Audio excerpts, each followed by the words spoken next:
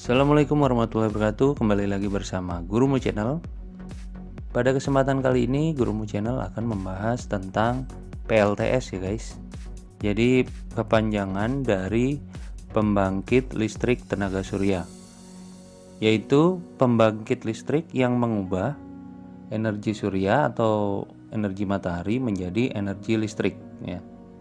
Jadi pembangkitan listrik dengan energi surya dapat dilakukan secara langsung menggunakan fotovoltaik atau secara tidak langsung dengan metode pemusatan energi surya. Fotovoltaik mengubah secara langsung energi surya menjadi energi listrik menggunakan efek fotolistrik. Kemudian komponen apa saja yang digunakan di dalam PLTS ini atau pembangkit listrik tenaga surya, yaitu diantaranya ada panel surya, kemudian modul pengubah tegangan dari DC ke AC, dan yang terakhir ada energy storage ya.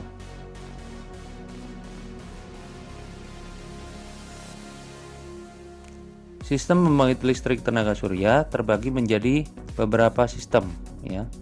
Ada yang terhubung ke jaringan listrik, kemudian ada yang tidak terhubung pada jaringan listrik, dan juga ada yang sistem gabungan ya. Jadi masing-masing sistem memiliki kelebihan dan kekurangan ya, sesuai dengan peruntukannya ya. Jadi mana yang akan dipilih itu tergantung penggunanya.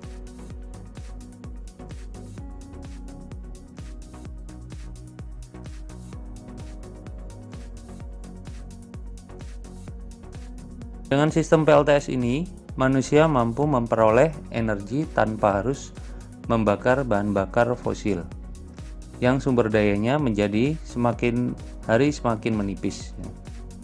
Dan sel surya ini mampu beroperasi dengan baik di berbagai belahan dunia yang tersinari matahari.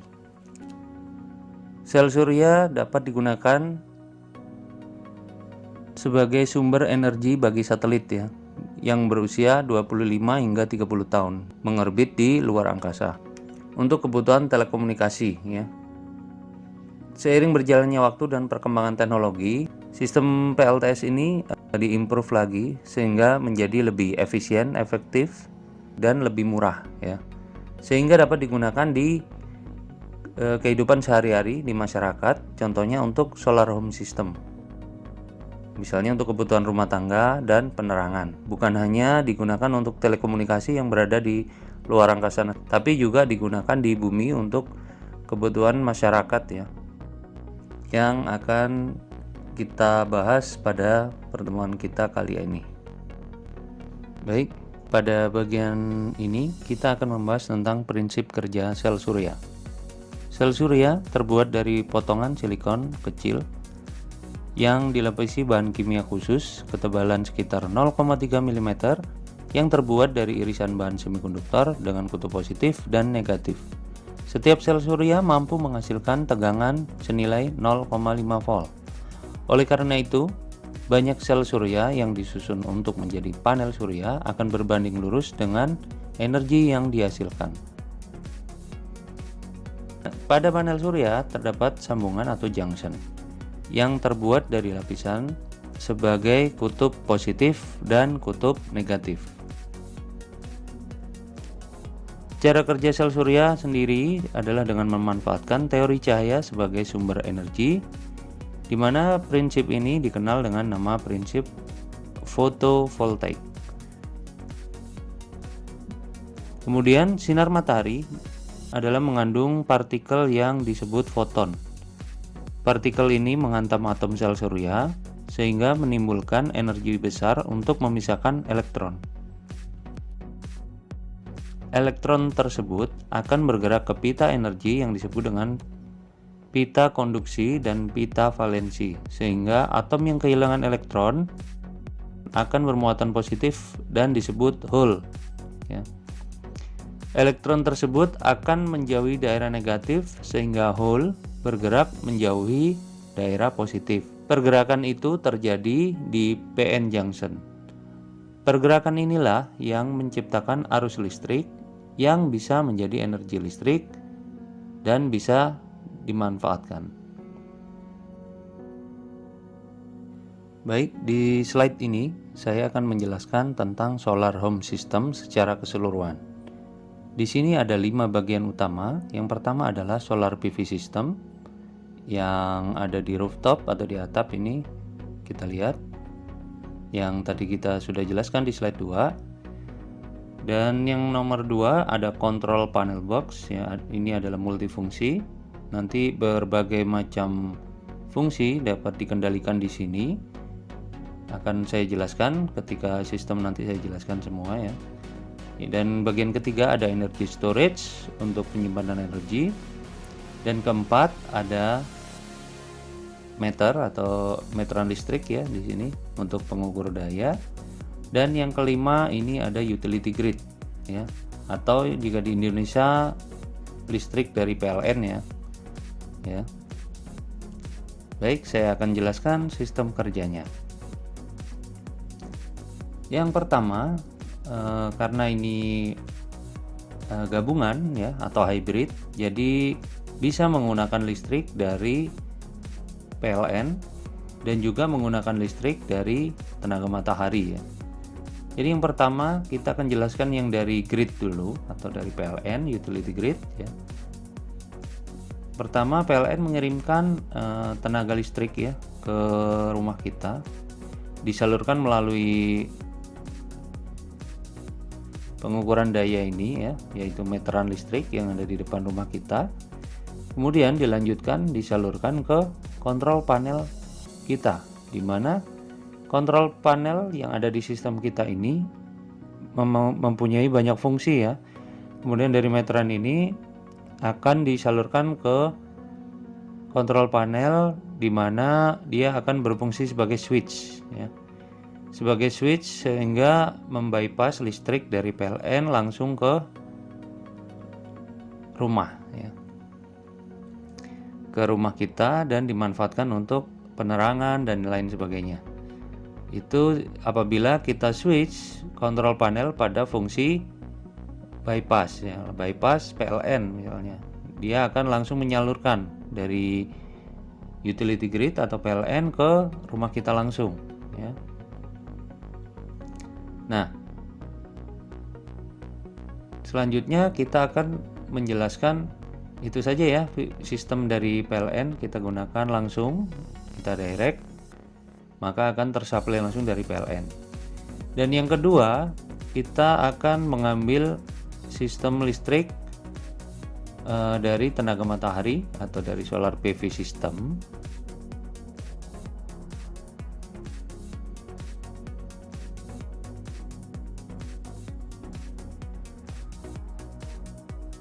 Pada kontrol panel ini kita dapat switching dulu secara otomatis atau manual. Apabila manual, kita pindahkan ke posisi solar PV system ya, atau PLTS. Posisi PLTS kita switching sehingga kontrol panel ini akan memblok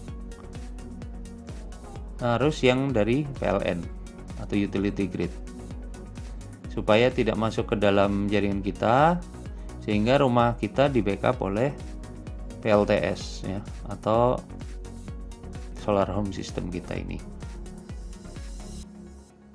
Atau kita switching di kontrol panel ya, kita switching ke manual ya, dan menggunakan sistem PV yang dari atap akan disalurkan ke energy storage ya. Jadi energi yang dari matahari dirubah ke energi listrik dan disimpan ke energy storage yang ada di rumah kita, yang ada di sistem kita, yang ada di rumah, sehingga dapat dimanfaatkan pada saat lampu mati ya, lampu mati, atau misalnya malam hari kita akan dengan sengaja menggunakan PLTS juga bisa ya. Jadi itu jika kita menggunakan sistem yang kedua. Jadi rumah kita tetap aman apabila PLN atau grid terjadi masalah, misal terkena bencana alam, trafo meledak, atau gangguan-gangguan yang lain, terjadi kerusakan di PLN-nya ya, atau alasan tertentu sehingga dapat mengganggu distribusi atau transmisi listrik ke rumah-rumah kalian. Jadi rumah kalian tetap aman, tetap terang di kondisi lampu mati atau gangguan di PLN. Jadi rumah kalian tetap tersuplai oleh PLTS. Dan yang ketiga, kita switching kontrol panel ke posisi automatic secara bergantian misalnya. Ketika mode automatic, maka PLTS akan bekerja secara bergantian. Pada saat energy storage penuh, maka dari PLN di blok dan dari tenaga matahari kita gunakan ya. Begitu seterusnya, sehingga apabila energy storage sudah mulai habis atau menipis, maka PLN masuk. Pada saat sudah penuh energy storage, maka PLTS aktif dan PLN di off ya, atau di off grid kan, maka akan menggunakan sistem pembangkit listrik tenaga surya. Ketika energy storage habis, PLN masuk dan membypass ke rumah kita, dan PLTS di cut off, tapi digunakan untuk charging saja ya. Jadi kontrol panel ini multifungsi ya, seperti yang saya sebutkan tadi, ada untuk charging, switching, dan perubahan modenya, dan timer juga. Juga dilengkapi dengan beberapa alat ukur ya. Jadi di sana ada display, ada yang digital ya. Di sistem kita sudah digital, bukan sistem analog lagi. Jadi displaynya menggunakan LCD ya.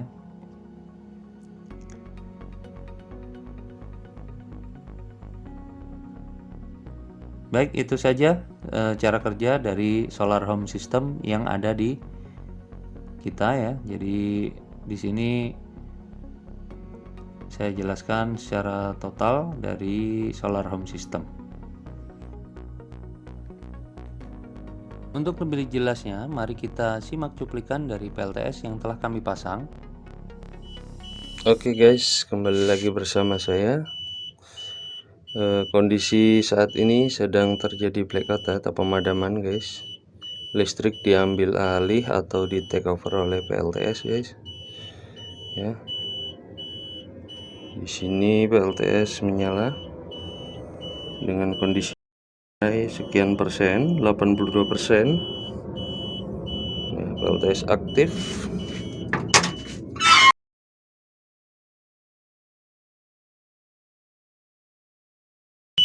Relay tegang. Dan ini alarm menyala, tanda PLTS aktif ya. Kondisi belum ada penyinaran matahari guys, posisi sahur guys, jam 3. Nah, ini PLTS aktif dan PLN indikator off dan PLTS menyala. Oke. Ya guys, ini kondisi kita pantau guys. Nah, itu kondisi dapur menyala guys. Ini di ruang facility, di ruang panel saya. Oke guys, kita pantau dengan kondisi mini panel saya yang ada di dapur.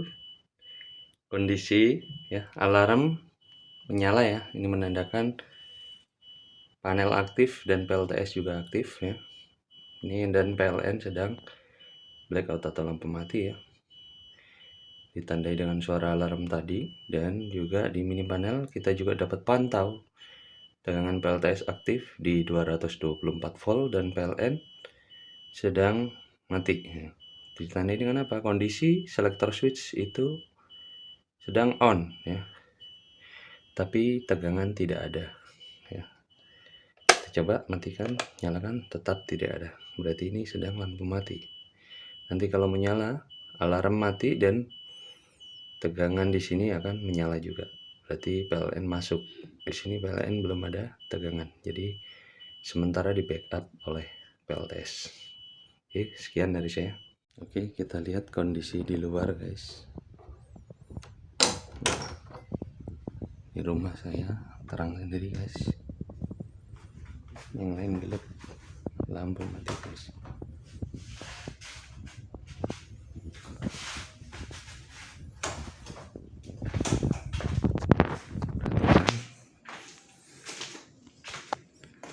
Ini di luar pagar gelap, tangga gelap ya. Nah, guys, terang ya, guys. Nah, rumah tetap agak nyala. Itu rumah tetangga, guys, gelap, guys.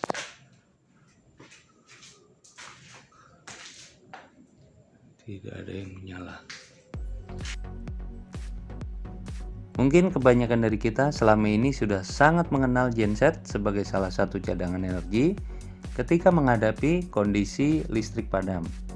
Akan tetapi perlu kita ketahui bahwasanya genset hanyalah salah satu energi alternatif dan masih ada pilihan energi alternatif lain yang lebih baik, lebih ramah lingkungan seperti PLTS. Mau tahu perbedaannya? Mari kita kupas.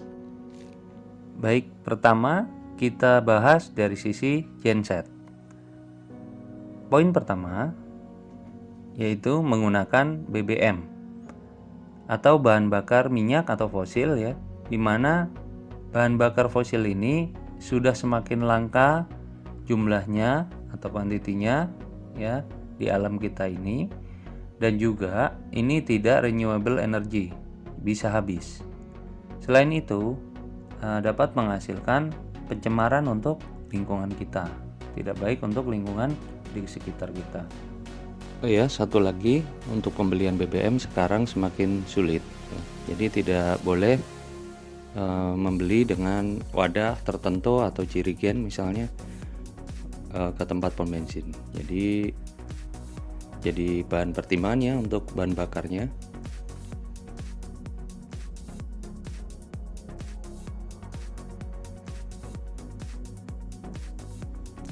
Kemudian yang kedua itu jika kita menggunakan genset itu akan membutuhkan servis atau perawatan bulanan.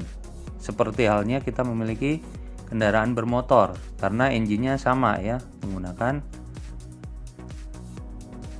menggunakan mesin ya. Jadi sama dengan motor bahan bakar, tiap bulan kita harus melakukan perawatan seperti ganti oli, membersihkan busi dan lain sebagainya. Jadi ketika kita sudah memiliki satu kendaraan misalnya dan memiliki satu genset, sama halnya kita merawat dua buah motor ya. Setiap bulan kita harus melakukan perawatan dan berapa biaya yang harus kita keluarkan, jadi bertambah. Poin selanjutnya itu adalah menimbulkan polusi udara, dan tentu saja polusi udara ini beracun ya, dapat mengakibatkan kematian. Dan jelas saja ini tidak ramah lingkungan seperti yang saya sebutkan sebelumnya. Dan poin selanjutnya kita lihat yaitu pada saat melakukan starter pada genset. Itu sangat merepotkan pada saat menyalakannya. Harus di starter dulu. Apalagi genset itu biasanya ditarik ya, menggunakan talinya itu untuk starter. Kalaupun sudah di-improve ya, paling masih menggunakan starter yang ditekan ya, atau menggunakan kunci juga sama seperti motor pada umumnya. Jadi masih susah ya, ada yang sistem tarik, ada yang kunci dan perlu pencet dulu tombol starternya. Kemudian di poin yang terakhir itu adalah sangat berisik ya. Ketika kita menggunakan genset, pada saat mesin dinyalakan otomatis engine menyala dan maka akan terjadi pembakaran di dalam mesin dan menghasilkan polusi. Selain polusi udara, juga polusi suara ya, yang dapat mengganggu pemilik rumah dan bahkan mengganggu tetangga dan lingkungan di sekitar kita. Sekarang mari kita bahas dari sisi PLTS. Yang pertama, PLTS tidak memerlukan bahan bakar apapun, terutama BBM, yang semakin langka dan semakin tinggi harganya.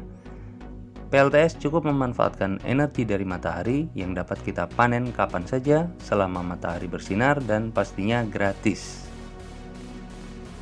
Kemudian PLTS tidak memerlukan servis rutin bulanan seperti halnya mesin genset. Jadi kita sudah hemat kos banyak karena tidak perlu keluar biaya bahan bakar dan tidak perlu keluar biaya untuk servis. Poin ketiga, karena tidak menggunakan BBM, jelas ramah lingkungan, tidak menghasilkan gas buang, tidak merusak lapisan ozon, dan tentu saja tidak beracun. PLTS juga sangat mudah untuk dioperasikan, baik dari awal mula menyalakannya hingga ketika akan dinonaktifkan. Terakhir, PLTS bergerak dalam senyap, tidak berisik, sehingga selain bebas polusi udara, PLTS juga bebas polusi suara. Aman banget, apalagi kalau listrik padamnya tengah malam. Tidak perlu khawatir mengganggu kenyamanan sekitar, terutama tetangga. Kalau mau rumah kalian tetap terang di kala lampu mati, turut serta dalam menjaga planet kita. Bagi yang tertarik mau tanya-tanya lebih detail tentang produk kami, mau samaan pakai PLTS, yuk kontak kami di Wijaya Energy Technology. Bisa dilihat di deskripsi juga ya.